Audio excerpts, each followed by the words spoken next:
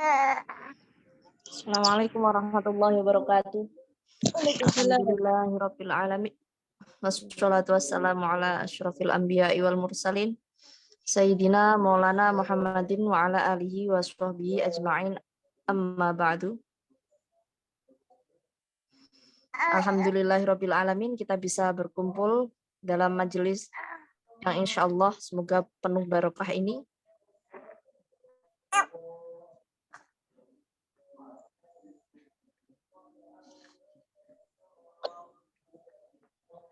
Sebentar.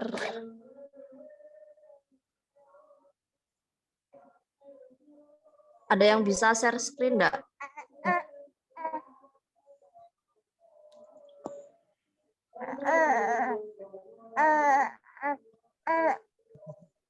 Nah, apa kene-kene yo? Ada. Bapak Pak Nanang. Saya cari. Sing masak. Alhamdulillah. Sudah. Ubah nah ono kae tok layar turun ae kan.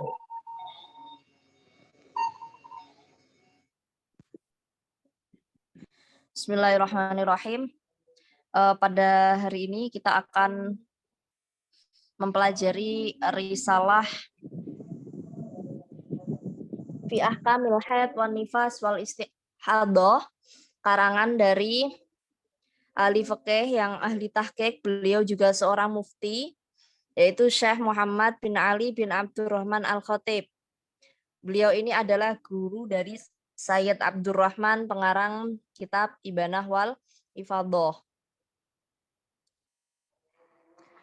Sebelum kita mulai, marilah kita membaca niat. Semoga kita di sini bisa belajar dan mengambil pelajaran atas apa yang kita pelajari nanti. Dan marilah kita kirimkan Fatihah kepada musannif kitab ini, yaitu Syekh Muhammad bin Ali bin Muhammad bin Abdurrahman Al-Khatib. Wa ala hadiniyah wa ala kulli niyatin sholihah ila hadratin nabi thumma ila hadratil musannifi kitab al-Fatihah. Nasyaitonir rajim. Bismillahirrahmanirrahim. Alhamdulillahirabbil alamin. Arrahmanirrahim. Maliki yaumiddin. Iyyaka na'budu wa iyyaka nasta'in. Ihdinas siratal mustaqim. Siratal ladzina an'amta 'alaihim ghairil maghdubi 'alaihim waladdallin. Amin. Jadi sedikit tentang musannif ini. Beliau bernama Syekh Faqih Muhammad bin Ali bin Abdurrahman bin Syekh Al-Alamah Abu Bakar bin Ahmad bin Abdullah bin Abi Bakar Al-Khatib Al-Ansari At-Tarimi Al-Hadrami. Beliau dilahirkan di Tanah Tarim tahun 1372 Hijriah. Beliau mencari ilmu di beberapa tempat ya. Guru-guru beliau juga sangat banyak sekali, pelajaran yang beliau pelajari juga bermacam-macam sekali. Kemudian nanti ini ada rumus kitab. Hakjim itu Ahmad bin Hajar Al-Haytami Al-Maki. Beliau adalah pengarang kitab Tuhfah. Kemudian kalau Memro, ini Imam Romli Al-Misri. Beliau adalah pemilik kitab Nihayatul Muhtaj. Kemudian Ahmad bin Qasim Al-Abadi, ini pengarang kitab menhasyai kitab Tuhfatul Muhtaj. Kalau Ali Asy-Shibromilisi menghasyai kitab Nihayatul Muhtaj. Bismillahirrahmanirrahim. Alhamdulillahirabbil alamin. Segala puji bagi Allah, Tuhan semesta alam. Wassalatu wassalamu ala sayyidina Muhammadin wa alihi wa sahbihi ajma'in.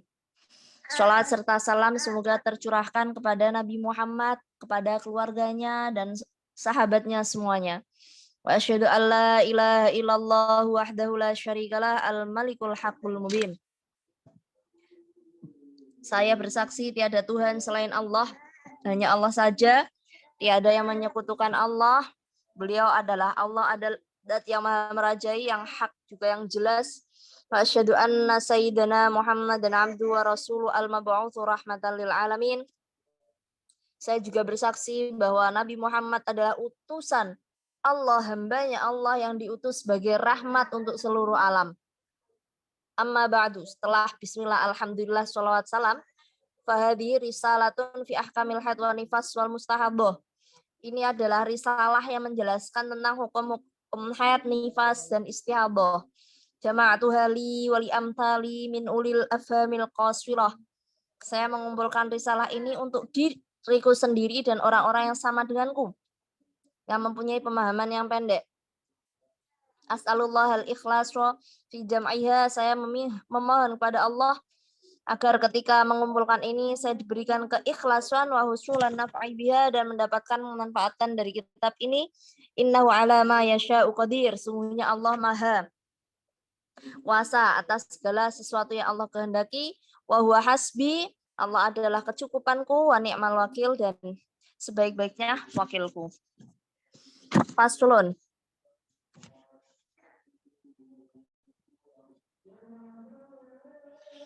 Al-haidu, lughatan as-sayalanu. Haid secara bahasa adalah mengalir. Wa syar'an damu jibillatin yakhruju min aqsa rahimil mar'ati fi awqatin mahsuswatin. Sedangkan secara syariah, haid adalah darah yang keluar karena sudah menjadi wataknya perempuan, atau karakter atau tabiatnya seorang perempuan, dan keluarnya dari akswa itu apa, ujung rahimnya perempuan pada waktu-waktu yang tertentu. Wa aqallu sinin tahidu fihil mar'ah tis'u sinina qamariyatan takriban. Falau ra'at ad-dama qabla tamami tis'i bima la yasa'u haidun wa tuhron fahuwa haidun wa illa fala. Minimal usia seorang perempuan bisa dikatakan haid yaitu 9 tahun komariah kira-kira. Jadi jika ada perempuan yang melihat darah sebelum sempurnanya 9 tahun, di waktu yang tidak cukup untuk haid dan suci, maka nanti dia dihukumi haid. Tapi kalau darahnya ini keluarnya di waktu yang cukup untuk haid dan suci, maka nanti tidak bisa dihukumi haid, tapi dihukumi istihadah. Contoh, walau ra'at adam ayyaman ba'duha qabla zamanil imkan. Bukan ini. Contohnya bukan ini. Contohnya ada seorang berumur 9 tahun kurang 30 hari. Maka dia ketika keluar darah di waktu itu dihukumi istihadah. Karena 30 hari ini kan waktu yang cukup untuk haid dan suci. Minimal haid dan minimal suci. Berbeda kalau ada seorang perempuan keluar darah di usia 9 tahun kurang 10 hari. Maka ini nanti dia dihukumi haid. Nah, walau ra'at adama ayyaman ba'duha qabla zamanil imkani wa ba'duha fi zamanil imkani falladhi fi zamanil imkan haidun.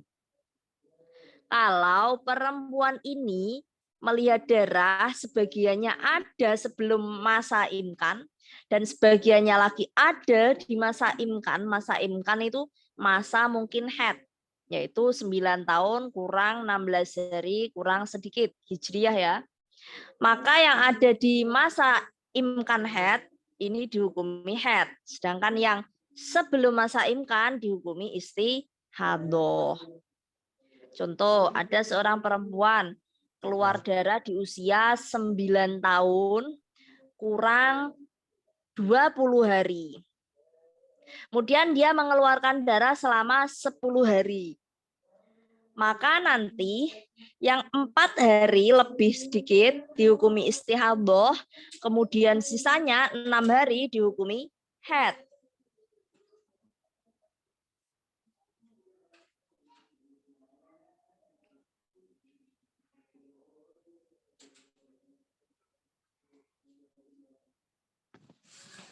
Kemudian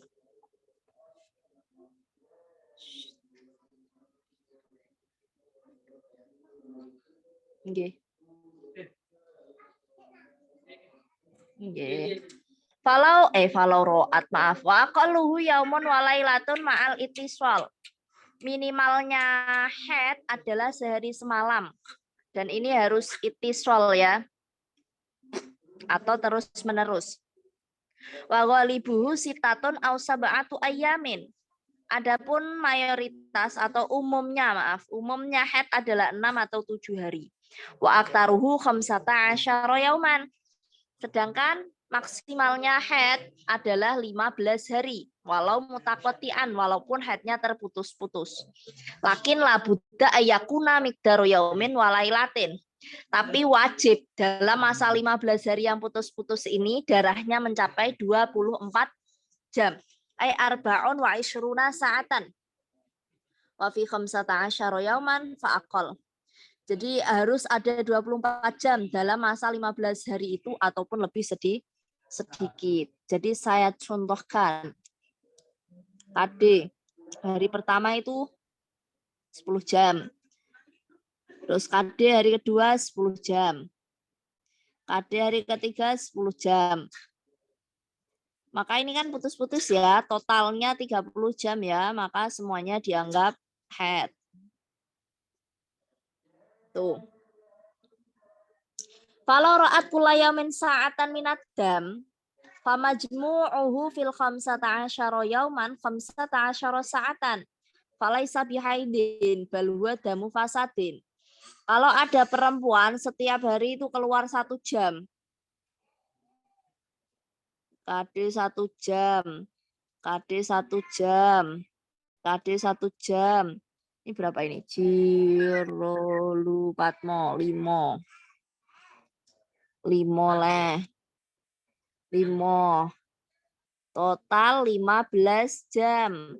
Maka semua dihukumi istihadah. Jadi dia bukan haid tapi dia adalah darah fasad. Darah fasad itu darah istihadah yang tidak nyambung dengan darah haid. Ngoten nggih. Oh, kenapa kamu ngantuk nggih? Ngantuk. Oh nggih. Iya ngantuk. Iya. Sik. Nggih. Nggih. Sebentar. Sini dulu. Sini. On, bentar. Oke. Kemudian mana tadi? Oke, sini. Walau balagha adam arba'atan wa ishrina sa'atan lakinahu fi aktsari min khamsata asyara yauman falaysa bihaidin kama taqaddama. Kalau darahnya mencapai 24 jam tapi jaraknya ini melebihi 15 hari, maka dia juga bukan haid seperti yang telah lalu. Biabi. Boten purun no.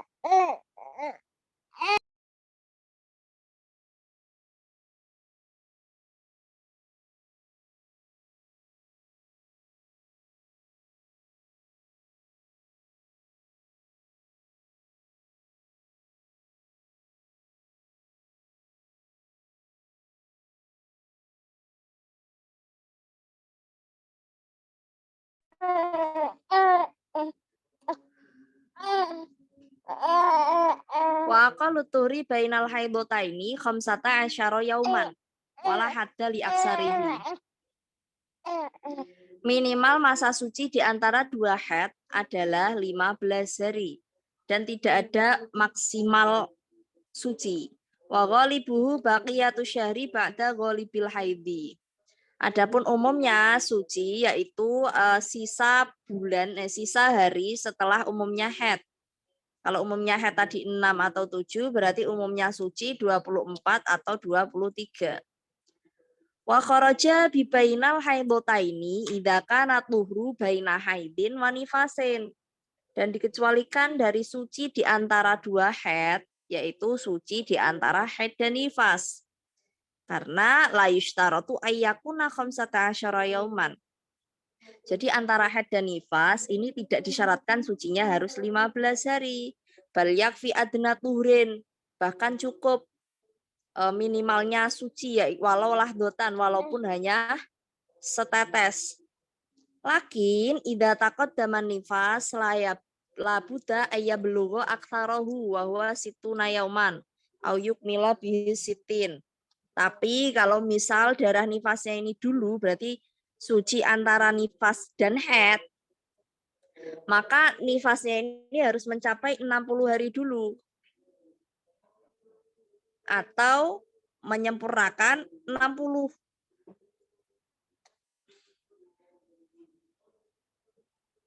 Maaf. Maksudnya gimana? Maksudnya seperti ini. Kalau ra'at al-mar'a an-nufasa arba'ina yauman daman, thumma tuhurat asyrata ayyam, thumma atahadam bahwa nifasun. Kalau ada perempuan keluar darah 40 hari, bersih 10 hari. Ini setelah melahirkan ya maksudnya. Melahirkan keluar darah 40 hari, bersih 10 hari, keluar darah lagi.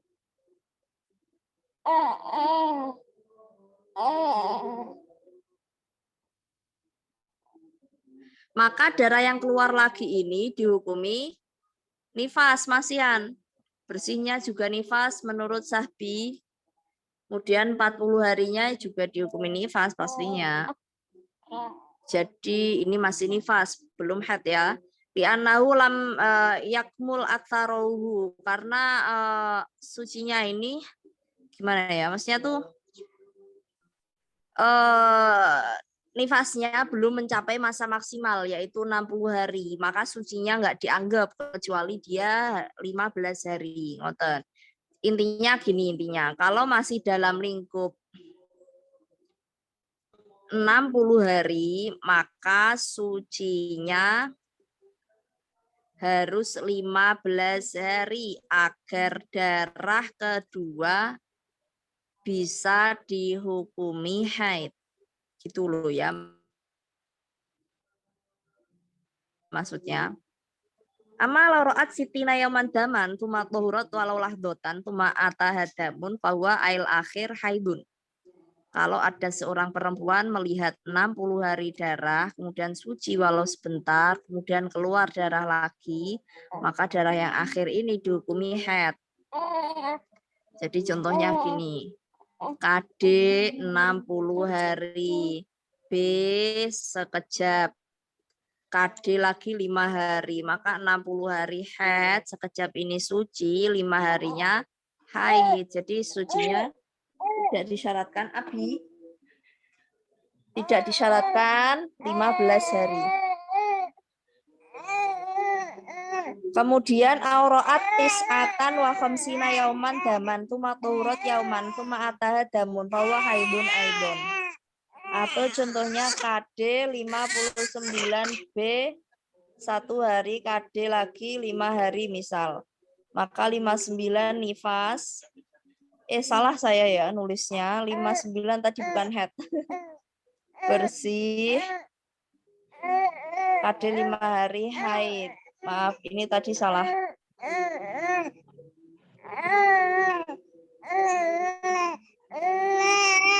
Nggih, 60 hari, B sekejap, KD 5 hari, KD 60 hari nifas, sekejap suci, 5 hari haid. Terus qala fi zubat ma'a zawaidha.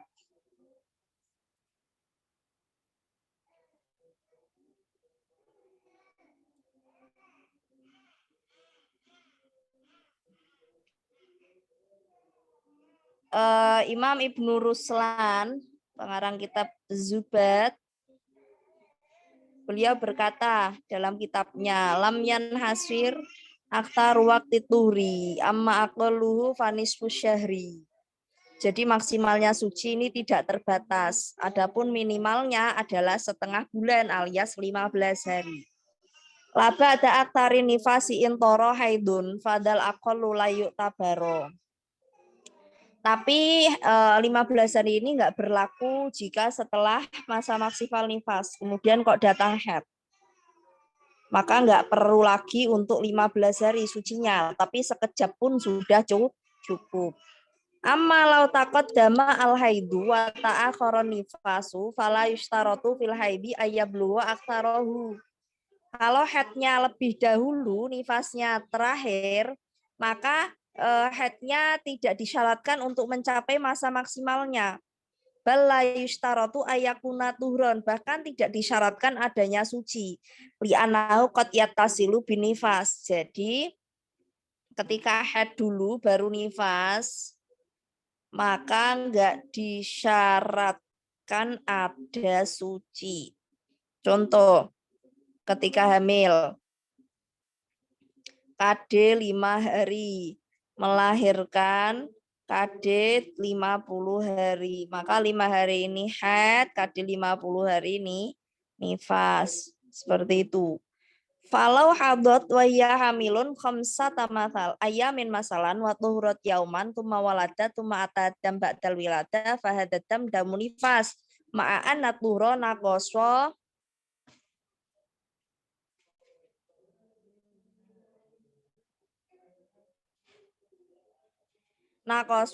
an khamsata asyara yauman. Jadi kalau ada seorang wanita yang hamil, misal ya, hamil KD 5 hari, B 1 hari, melahirkan KD 40 hari misal, maka 5 hari ini haid, B1 suci, melahirkan ini nih nifas. Kemudian auhadat khamsata ayyamin sumata sholat al-wiladah bil haid fadda muladi ba'dal wiladah nifas wa sayatil kalam ala nifas.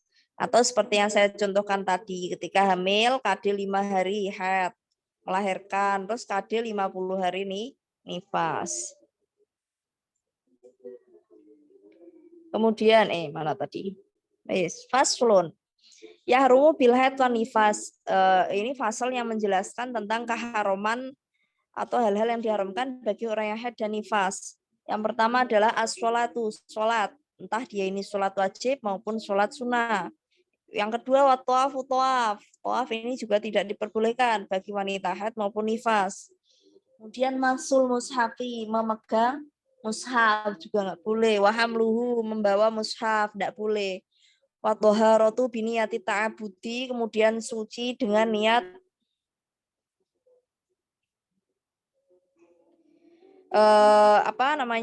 beribadah, contoh wudhu atau mandi besar ketika haid, tidak boleh. Kalau darahnya masih mengalir ya tidak boleh. Wa qiraatul Quran biqasdihi, membaca Quran dengan menyengaja untuk membaca Quran, ini juga tidak boleh. Tapi kalau tujuannya untuk berdoa, zikir, wiridan, ini tidak masalah. Kemudian wasaumu, puasa, ini juga haram. Wal mururu fil masjid, lewat di masjid, in khafa talwisuhu, jika khawatir mengotori. Kalau nggak khawatir maka hukumnya makruh. Wal muksu fil masjid, berdiam diri di masjid secara mutlak, entah khawatir darah menetes atau tidak. Kemudian wal mubasyaratu fi ma baina surratiha wa rukbatiha. Mubasyarah atau bersentuhan di antara pusar dan lutut. Watolaku ila fiswari sab'in. Kemudian yang terakhir haram untuk cerai ketika haid. Kecuali dalam contoh yang ada 7 ini. Jadi di contoh yang ada 7 ini boleh bagi seorang laki-laki mencerai istrinya ketika haid. Yang pertama adalah ketika ada seorang laki-laki yang berkata antitolikun fi akhiri juz'in min haidika. Kamu tertalak di akhir bagian dari haidmu. Au ma'a akhirihi, atau besertaan akhir haidmu. Au indahu, atau ketika akhir haidmu. Wa mitlu dzalika, dan sesamanya. Malau tammat tolak fi akhiril haid. Jadi intinya tolaknya ini terjadi di akhir haid. Istiqla bidzalika tolak asyuru afil iddah. Kenapa kok nggak haram? Ya karena setelah tolak itu si perempuan ini akan langsung iddah. Jadi kan ilat keharamannya nggak ada. Jadi kenapa toh kok perempuan yang haid ini haram dicerai? Ya karena memperpanjang masa iddah. Tapi kalau misal di akhir haidnya, misal kok wis sudah menjelang suci seperti itu ditalak, kan dia kan langsung iddah, jadi tidak masalah, nggak memperpanjang masa iddahnya. Jadi boleh yang seperti ini, yang pertama ini. Yang kedua, antakunal mutolaqah fi dzalika ghairu madkhulin biha li adamil iddah. Yang kedua, orang yang ditalak ini belum pernah digauli sama sekali karena nggak akan ada iddahnya. Jadi misal ada perempuan dinikahi. Ketika masa sucinya belum sempat digauli sama sekali. Ketika haid, suaminya mentalaknya. Tidak masalah, nggak haram. Kenapa? Karena perempuan ini tidak ada idahnya. Karena ibaratnya dia kalau janda itu jandanya masih janda kembang. Karena dia belum pernah didukhul. Yang ketiga, antakuna hamilan minhu listiqa bidzalika tolak asyuru'a fil iddah. Yang kedua, ketiga adalah hendaknya perempuan ini adalah wanita yang hamil. Listiqa bidzalika tolak asyuru'a fil iddah. Karena tolak ini terjadi setelah setelahnya akan langsung iddah. Jadi tidak masalah. Ar-rabi'ah ayyakuna talabi iwadin minha idza kanat hailan. Yang keempat, kalau misal si istri ini adalah orang yang bukan hamil, maka dia boleh diceraikan, ditalak suaminya asalkan si istri ini memberikan uang ganti pada suaminya. Kenapa? Li'anna i'ta'ahal mal yus'iru bil hajati ila tolak. Karena dengan cara perempuan ini memberikan hartanya kepada si laki-laki, menunjukkan bahwa perempuan ini memang benar-benar membutuhkan untuk dicerai. Maka suami mencerai istri ketika ini nggak masalah. Ini bisa juga dikatakan dengan khulu ya, khulu. Jadi khulu itu permintaan cerai dari istri dengan cara istri memberikan ganti pada suami. Wa kharaja bil iwad minha malau talaqaha bisu'aliha bila iwadin au bi iwadin min ghairiha fayahrumu. Kalau nggak dikasih ganti, contoh dia minta untuk laki-laki mentalak istrinya dengan permintaan istrinya, tapi tidak ada uang ganti, atau ada uang gantinya tapi dari selain istrinya, maka ini hukumnya juga haram. Jadi harus benar-benar uang gantinya ini dari si istri. Al-khamisatu ayyakuna tolak fi ilain bimutolabatiha tolak fi halil haidi ba'da mutolabatiha bilwati minazauji fi halit turi fayumtana'u minhu li'anna hajataha syadidatun ila tolak. Yang kelima adalah contoh dia tolaknya ini dalam ila. Jadi dia meminta cerai pada suaminya ketika haid. Setelah perempuan ini minta untuk diwati oleh suaminya ketika suci, tapi suaminya enggak mau. Jadi dia ini diilak sama suaminya. Tahu ilak nggak sih? Ilak itu digantungkan. Dan ini sangat menyakitkan sekali bagi perempuan. Jadi ilak itu ya nggak digauli, tapi ya nggak dicerai. Gitu kan menyakitkan ya. Karuan dicerai, si istri bisa cari yang lain. Lah ini enggak. Terus nggak digauli juga enggak dicerai. Ngoten misal. Nah ini si istri ini sudah minta untuk diwati oleh suaminya, tapi suaminya enggak mau, gitu. Maka ketika suaminya meminta untuk istrinya meminta cerai dari suaminya, ini suaminya enggak haram untuk menceraikan istrinya tersebut.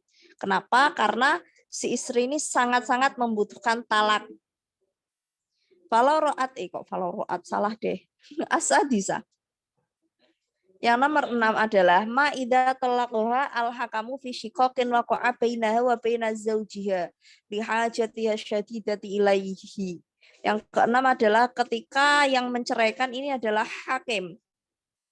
Karena terjadi pertikaian di antara suami dan istri ini, dan istri ini sangat membutuhkan talak. Maka ketika suami mentalak istri dalam kondisi haid, tidak masalah. Tidak dosa gitu loh. Yang nomor 7, malau kola sayyid ti amatihi. In tolaqaki zauju al yauma fa anti hurratun fa alima zauju dalika ta'liqa fa talaquha fala yahrumu talaquha lil khalasfi minar riqi iddawamuhu abdurru biha min tulil iddah intahat aswarul lati la yahrumu talaqu fiha. Atau yang keenam adalah mentalak istri ketika haid dengan kasus seperti ini. Ada seorang sayyid berkata kepada amatnya, kalau kamu diceraikan oleh suamimu sekarang itu dalam kondisi masih haid misalnya, maka kamu akan merdeka. Kemudian suaminya tahu bahwa si sayyid mengatakan itu pada istrinya. kemudian si suami mentalak istrinya tadi dalam kondisi haid, maka hal ini tidak diharamkan. Karena apa? Karena agar si istri ini selamat dari perbudakan. Kenapa? Karena kalau lamanya perbudakan ini lebih berbahaya, membahayakan daripada lamanya iddah. Intahat aswaru lati layar mutolak pihak. Sudah selesai ya contoh-contoh di mana tolak tidak diharamkan dalam kondisi haid. Tambihun. Abbaro ba'duhum bil mubasyarah bima baina surrati warukbati. Wa abbaro ba'duhum bil istimta'i. Faman abbaro bil mubasyarah fayahtasu bil lamsi bila hailin bisyahwatin wa biwairiha dunan nadhari walau bisyahwatin. Jadi sebagian ulama ini mengucapkan lafadz mubasyarah, jadi bersentuhan kulit di antara pusar dan lutut. Namun sebagian ulama mengatakan yang nggak boleh itu istimta. Nah, perbedaannya apa? Perbedaannya adalah faman abbara bil mubasyarah, orang yang mengatakan bahwa mubasyarah baina surah wa rukbah, maka yang tidak diperbolehkan atau diharamkan adalah memegang dengan tanpa penghalang, entah ada syahwat ataupun tidak. Ini sudah haram. Tapi kalau melihat walaupun dengan syahwat, ini hukumnya boleh malah. Jadi kalau mubasyarah, akhirnya konsekuensi hukumnya seperti itu. Tapi kalau waman abbara bil istimta'i fayashmulu an-nadhara bisyahwatin walamsa bila hailin bisyahwatin. Kalau orang mengatakan bahwa ulama mengatakan bahwa yang haram itu istimta, maka yang tidak boleh adalah melihat dengan syahwat, memegang dengan tanpa penghalang dengan syahwat, ini juga diharamkan. Tapi kalau tidak ada syahwat, tidak masalah. Wajaro alal awwali Ibnu Hajarin fit Tuhfati. Dan pendapat yang awal ini adalah pendapat dari Ibnu Hajar dalam kitab Tuhfah. Wajaro ala tsani Ibnu Hajar aidon fi ba'dhi kutubihi. Tapi pendapat yang kedua juga disampaikan oleh Imam Ibnu Hajar dalam sebagian kitabnya. Wajaro alaihi Shahibuz Zubat kama qala. Dan pendapat kedua ini juga diikuti oleh pemarang kitab Zubat Ibnu Ruslan seperti didaukan ma'atamattu'in biru'yatin. Jadi yang haram itu tamatuk dengan cara melihat kok syahwat, ini juga haram. Melihat wanita yang syahwat, wanita yang haid dengan syahwat, ini haram. Wal masu baina surrah warukbah, begitu juga memegang di antara surrah warukbah gitu. Faslun fin nifas wallahu a'lam bishawab. Mungkin dari sini ada yang mau ditanyakan?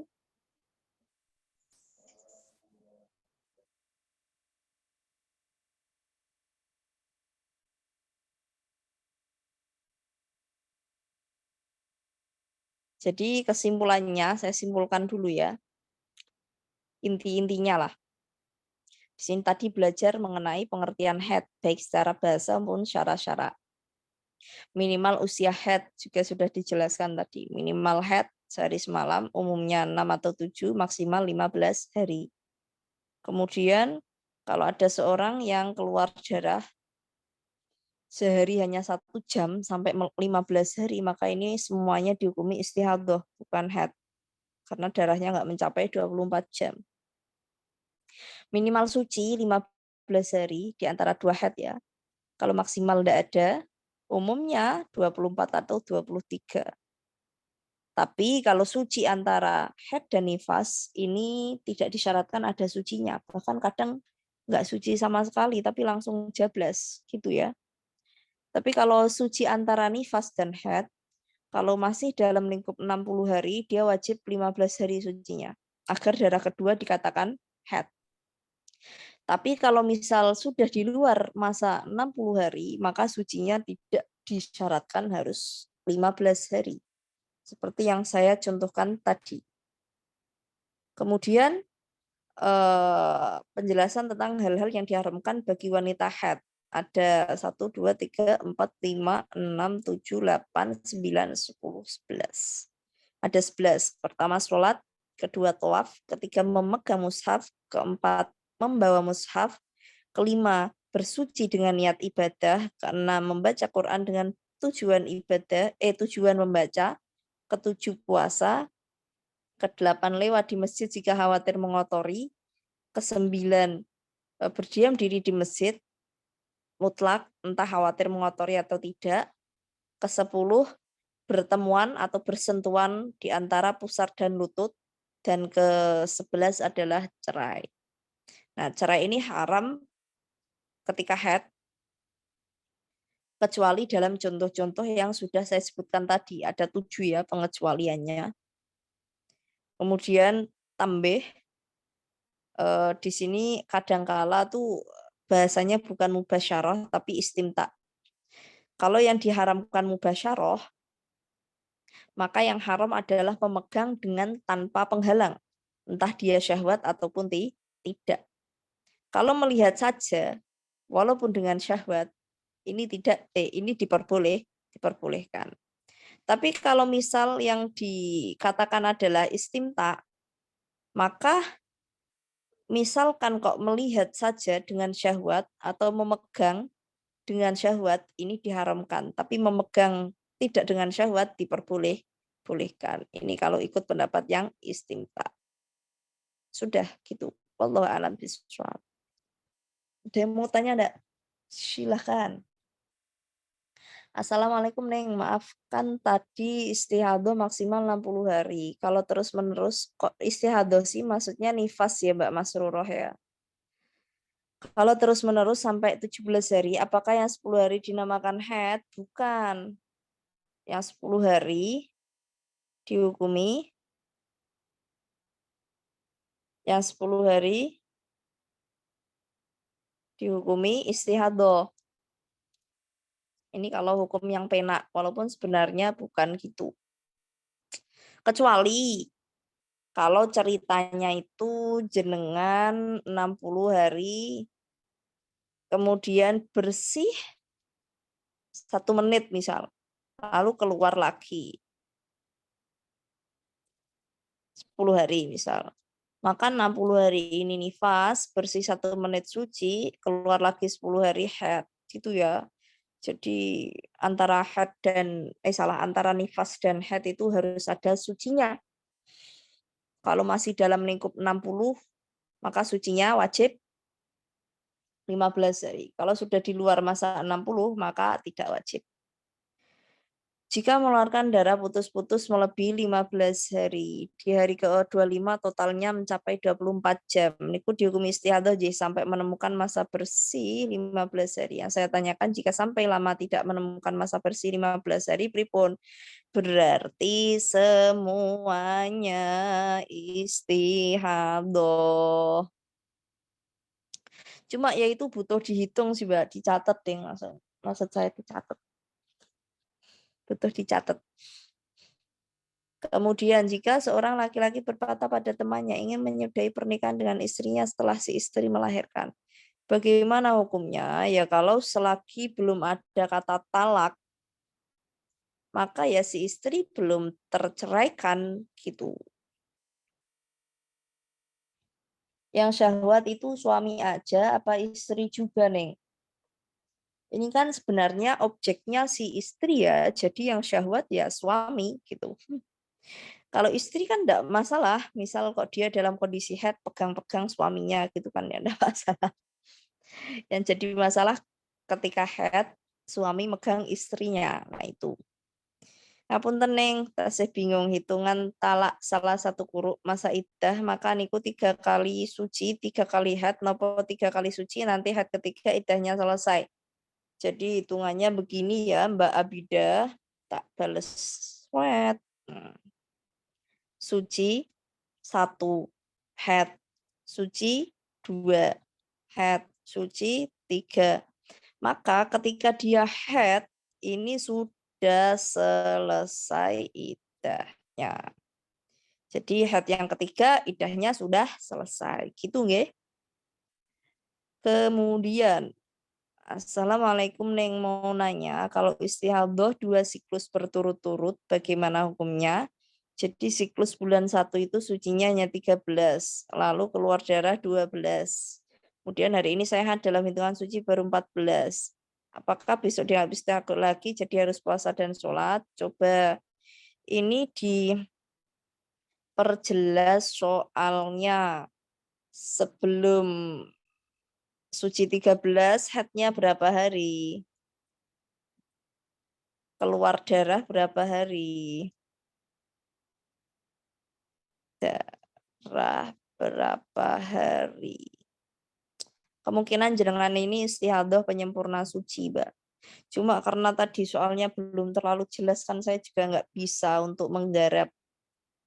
Ya, jadi keharaman hanya bagi sang suami. Terus ada lagi yang ditanyakan, silakan.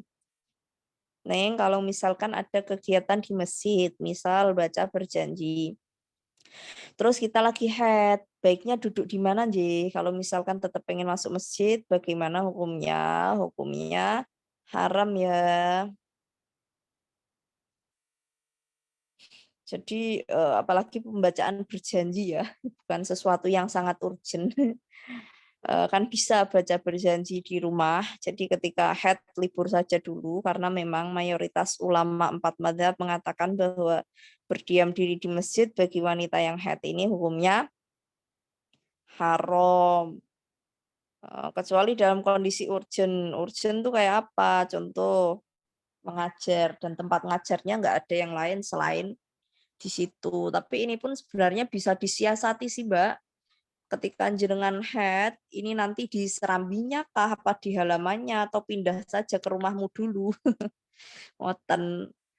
Yang darurat itu kayak gini loh, misal jenengan disuruh lomba sama pondok, ternyata lomba apa namanya tartil atau lomba apalah. Ternyata tempatnya di masjid. Ya, jenengan wis kadung berangkat ya. Dan mau nggak mau yo wis nanti ikut pendapat yang memperbolehkan karena yo eman sekali misal jenengan sudah sampai tempatnya tapi malah nggak jadi ikut lomba dikarenakan jenengan head dan nggak masuk masjid itu tadi ngoten.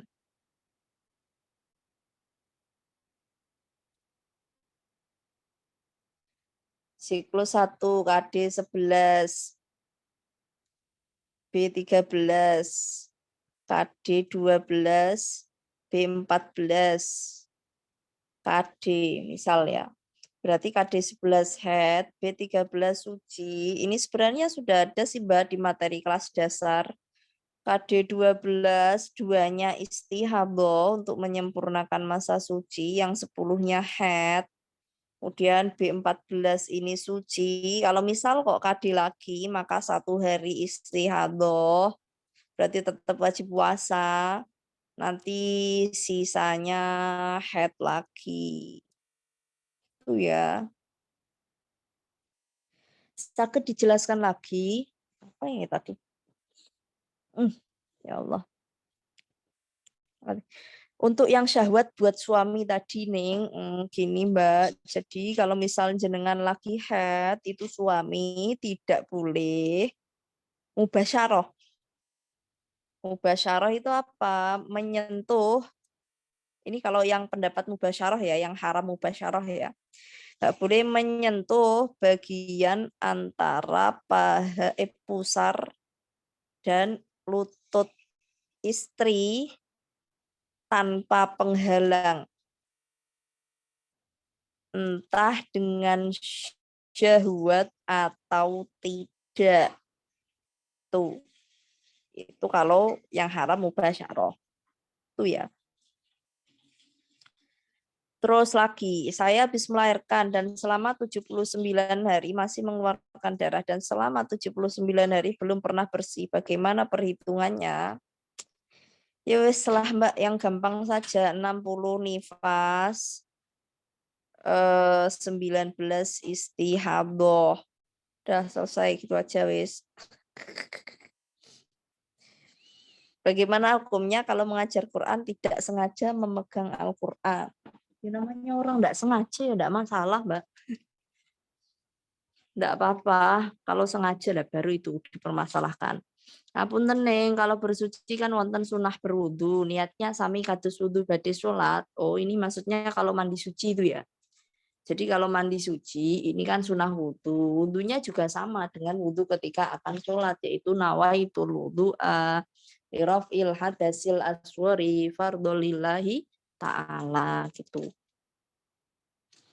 Neng, maaf mau tanya, saya haid hari ke-7 dan sebelum subuh cek pakai kapas sudah bersih, tidak ada keruh, akhirnya mandi, kemudian puasa. Tapi setelah berbuka saya keputihan, agak kekuningan. Apa saya masuk haid atau hanya keputihan biasa? Jadi kalau misalkan jenengan ikut pendapat kuat, sebenarnya itu masih haid ya, apalagi masih dalam kondisi hari ke-7, ke-8. Cuma saya sarankan ikut ulama kontemporer saja yang mengatakan bahwa kuning setelah bersih, setelah suci, hukumnya bukan lagi haid, tapi keputihan. Jadi puasa jenengan tetap sah, aman. Tidak masalah, apalagi untuk jenengan-jenengan yang memang terbiasa keputihan. Ini lebih enak. Wis lah pokoknya yasiru wala tu'asiru.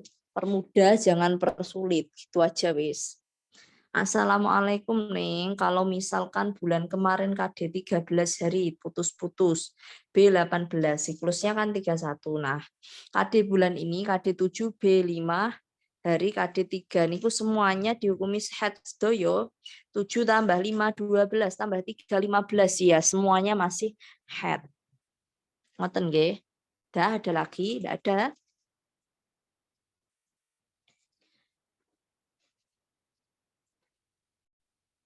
Terus juga warning untuk semuanya yang sedang istihadah di waktu puasa, bulan puasa, jenengan jangan menyumpal memakai kapas di vagina. Karena nanti puasa Anda bisa batal. Jadi orang istihadah itu sama kayak orang suci, dia tetap wajib sholat, wajib puasa. Hanya saja ketika puasa dia tidak perlu menyumpal karena dimenangkan puasanya. Kalau hari biasa kan wajib nyumpal ya, menyumbat itu loh, menyumbat vagina dengan kapas. Tapi kalau sedang puasa jangan. Kalau pakai pembalut ya enggak apa-apa kan enggak masuk, Mbak. Masuk pembalutnya dimasukkan dalam vagina kan ya enggak. Itu ya. Itu. Jadi enggak masalah, harus pakai pembalut malah. Kalau enggak pakai pembalut ya bisa bocor kemana-mana. Meskipun keluar darah, iya, meskipun keluar darah enggak masalah. Lalu apa gunanya jenengan wudhu listibahati sholah kalau keluar darah wudhunya batal, gak kanggo wudune. Jadi tujuan Anda wudhu nawaitul wudu listibahati sholati fardholillahi ta'ala itu. Itu ya agar ketika jenengan keluar hadas yang menerus terus menerus seperti ini istihadah ya berarti keluarnya darah, maka sholatnya tetap sah karena wudhunya sudah pakai niat istibahah. Darah sudah berhenti, pas diusap kapas ada kayak warna coklat di hari ke-6. Ini masih head iya. Kalau warnanya coklat tua, ini masih head. Sholatnya mangke diiadah mboten Neng? Enggak Mbak, enggak usah diiadah. Sholatnya tetap sah. Jadi enggak masalah walaupun darahnya keluar enggak masalah. Sholatnya tetap sah, enggak perlu diulangi lagi. Ini juga sama istihadah ketika sangat-sangat darahnya sangat-sangat banyak dan kerasa keluar ketika pertengahan sholat, ini juga hukumnya enggak masalah. Wudunya tetap sah.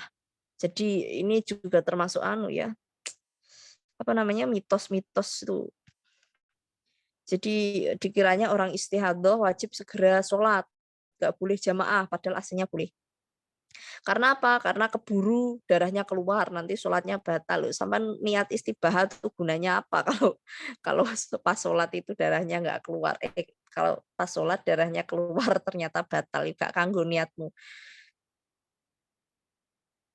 Maaf Neng, batas istihadhah sampai berapa hari kalau seperti ini Mbak Masrurah? Batas istihadhahnya itu sampai suci ketika hamil selagi belum menemukan suci bersih selama 15 hari terus-menerus gitu ya. Tuh, dah. Setelah wudhu pakai istibahah, tapi setelah itu darah berhenti, maka wudhunya tetap batal Neng. Iya, batal. Soalnya kan kamu nggak jadi berhadas gitu loh. Jadi kalau pakai wudhu istibahah yo percuma gitu, harusnya rafil hadas gitu ya. Pokoknya membingungkan. Di hari pertama keluar darah 15 jam, hari kedua sampai hari ke-14, hari kedua berhenti sampai hari ke-14, hari ke-15 keluar darah 10 jam. Menawi ngaten niku tanggal 1 sampai 15 dihukumi haid. Itu totalnya berapa? 15 tambah 10, ya benar, semuanya dihukumi haid. Menawi puasa tetap qadha gini. Kalau ikut qaul sahbi sih dari tanggal 2 sampai tanggal 14 puasanya tetap diqadha. Oh my god. Ikut qaul sahbi, ikut qaul lakti aja, Mbak. Biar nggak usah qadha.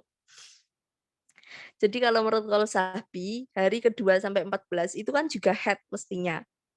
Tapi ikut lakti aja wis. Jadi ketika Anda hari kedua dan 14 ini suci, Anda tidak usah, dan Anda sudah puasa, Anda tidak perlu mengkodoknya. Gitu. Berarti saya penting bersih dan mengganti pembalut ketika akan sholat nih. Ya betul. Jadi poinnya tuh itu. Yang penting sudah dibersihkan, pakai pembalut ketika akan sholat, dan ya dengan niat istibahah, maka semuanya aman. Gitu ya. Tidak masalah. Walaupun darahnya keluar di pertengahan sholat, tetap sholatnya sah. Neng, kalau KD2 melebihi 15 hari, apa nanti adat haid terakhirnya bisa dipakai yang terputus-putus? Coba ini soalnya seperti apa dulu. Jadi yang jelas ya. Karena haid ini tidak seperti yang lain. Kalau soalnya tidak jelas, jawabannya ikutan tidak jelas. Gitu. Neng, ngapunten, apakah hafalan tahlil untuk imtihan praktek saat haid diperbolehkan? Boleh, Mbak. Tahlilan boleh kok. Karena tahlil itu kan niatnya ya bukan baca Quran sih, bukan itu sih masalah. Yang itu saja. Atau bahkan ikut yang Malikiyah juga tidak masalah. Malikiyah itu baca Quran ketika haid boleh itu. Ini kan eman gitu loh. Kalau ujian praktek dan ujiannya cuma hari itu gitu ya kan kepepet, tidak masalah wis ikut pendapat yang memperbolehkan daripada nggak ikut terus akhirnya nggak ada nilainya kan ya iman pun gitu ya. Tapi kalau misal dari gurunya boleh untuk diundur yo milih diundur tidak masalah. Tapi kalau tidak bisa ya wis ikut pendapat yang bolehin saja. Saya biasa keluar darah 5 dan biasanya hari ke-7 akan keluar lendir coklat dan ternyata bulan kemarin KD7 dan hari ke-11 keluar coklat. Mana tadi? Suka merasa berdosa ketika dalam penantian, tapi mesti seperti itu tiap bulan. Kalau tiap bulan seperti itu, mestinya Anda diperbolehkan menunggu itu hanya sampai hari adat, jangan terlalu lebih. Ini kan adatnya jenengan kan 7 hari toh. Jadi mesti kalau KD 7 hari, kemudian kok bersih, kemudian hari ke-11 keluar coklat, mestinya ketika selesai KD 7 itu Anda wajib mandi, Mbak. Wajib mandi besar, Mbak. Nggak boleh nunggu. Gitu loh. Biar nggak punya kodokan. Yang misal ada tugas kuliah yang mengharuskan ada hafalan surat tertentu, hukumnya pripun ya tadi yang saya bilang. Ikut Malikiyah saja, boleh enggak apa-apa wes. Apalagi ini hafalan sebenarnya dalam Syafi'iyah, kalau misal hafalan, duh, jenengan sudah hafal kemudian praktek tinggal menghafalkan, ini niatnya murojaah ini enggak masalah kalau Syafi'iyah. Maksudnya wudhu pakai niat nama itu wudhu fardhu lillahi ta'ala, saya itu udah berhenti, maka tetap batal wudhunya, leres jening. Oh enggak apa-apa Mbak. Kalau nawa itu doa gitu tok enggak masalah. Enggak batal. Neng tulisan yang berisi Quran itu kan termasuk mushaf. Kalau ngoreksi tulisan berarti pegang mushaf lah. Kalau pas head gimana ya Neng gitu. Jadi yang penting enggak dipegang bisa enggak? Iya emang mengkoreksi sesuatu yang berisi Al-Quran ini masuk mushaf nggih. Kalau pas head ya minta tolong yang lain. Kalau bisa. Kalau enggak bisa ada enggak ya pendapat yang memperbolehkan memegang mushaf itu? Nanti wis saya cari. Hasil rekaman di-share di grup WA, mboten ning insyaallah di-share. Lanjutkan pertanyaan yang ini. Setelah mandi besar hari kelima, nanti pas coklat hukumnya head apa tidak? Iya, kalau coklatnya tua, ya jelas head ya. Tuh. Dah, sampun nggih, gitu saja. Ini sudah jam 9:30. Insya Allah besok juga ngaji lagi dari jam 20 sampai 21.30 maksimalnya. Gitu ya. Nggih, ngoten mawon. Dari saya kurang lebihnya mohon maaf. Billahi taufik wal hidayah wa ridho wal inayah. Assalamualaikum warahmatullahi wabarakatuh. Ya cepet banget ya. Oke, ngoten kita tutup dengan bacaan doa akhir majelis. Bismillahirrahmanirrahim. Subhanakallahumma wa bihamdika asyhadu an la ilaha illa anta astaghfiruka wa atubu ilaik. Yang sergap ngajinya ya.